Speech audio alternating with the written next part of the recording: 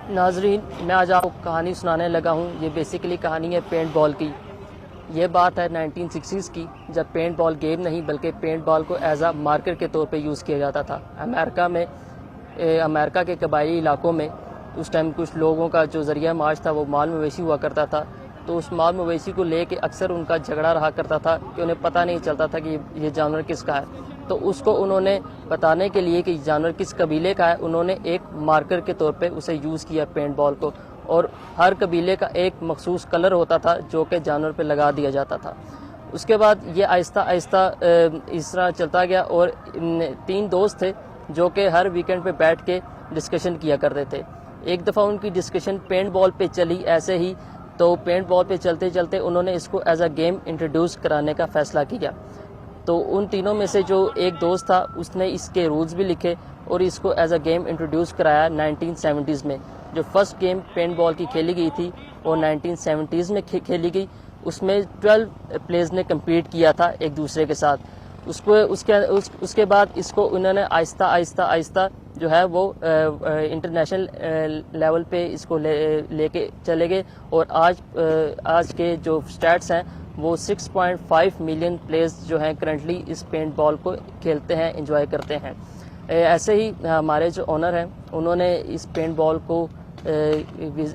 Ball game को खेला, उन्होंने इसको एंजॉय किया यूरोप में, और उसके बाद इन्होंने इसको पाकिस्तान में लाने का फ़ैसला किया। इसी तरह हमने ये पेंट बॉल बैटलफील्ड इस्लामाबाद में हमने अपना सेटअप किया है। पेंट बॉल बैटलफील्ड में हमारा एरिना है जहां रावलपिंडी और इस्लामाबाद के जितने भी लोग हैं वो यहाँ आके गेम खेलते हैं और इसको एंजॉय करते हैं। अब नाज़रीन, मैंने आपको बताता चलूँ कि बेसिकली पेंट बॉल है क्या, इसको खेला कैसे जाता है, इसके फॉर्मेट कैसे होते हैं, इसका मूड कैसे होता है, इसमें प्लेयर्स कितने होते हैं। बेसिकली जो पेंट बॉल बैटलफील्ड इस्लामाबाद में है इसमें आप मिनिमम जो हैं वो 2 प्लेयर्स खेल सकते हैं और मैक्सिमम जो होते हैं उसमें 16 प्लेयर्स एट अ टाइम खेल सकते हैं। दोनों 8-8 ईच टीम में डिवाइड हो जाते हैं। इसको बेसिकली 3 मोड्स में खेला जाता है।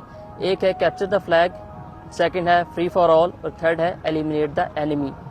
कैप्चर द फ्लैग में ये होता है कि जब प्लेयर्स बैटलफील्ड में आते हैं तो उनको 2 टीम में डिवाइड कर दिया जाता है। एरिना के मिड में एक फ्लैग रख दिया जाता है। दोनों टीम में से रैंडमली कोई भी प्लेयर आता है विदाउट गन और वो फ्लैग कैप्चर करके अपनी बेस में वापस लेके जाता है। जब वो फ्लैग लेके वापस जा रहा होता है तो ओपोनेंट टीम की कोशिश होती है कि उसे मैक्सिमम हिट की जाए। 2 बॉडी शॉट्स और एक हेड शॉट पे दोनों टीम को 1-1 पॉइंट मिल जाता है। और अगर फ्लैग कैप्चर ले जाने वाले को कोई भी शॉट हिट नहीं हुई तो जो टीम फ्लैग कैप्चर करके अपने बेस में सेफली ले जाती है उसको 1 पॉइंट मिल जाता है। इसी तरह इसके 3 राउंड्स भी होते हैं, बेस्ट ऑफ 5 भी होते हैं। तो राउंड अगर टाई हो जाए तो फिर उसके बाद हम दूसरे मोड की तरफ जाते हैं। वो होता है फ्री फॉर ऑल। उसमें दोनों टीम एक दूसरे के साथ शूटिंग करती हैं। तो जिस टीम को मैक्सिमम हिट हुई होती है वो team on the losing side होती है। थर्ड जो हमारे पास है वो है eliminate the enemy. Eliminate the enemy में ये होता है कि दोनों जो टीम्स होती हैं वो कम्पीट करती हैं।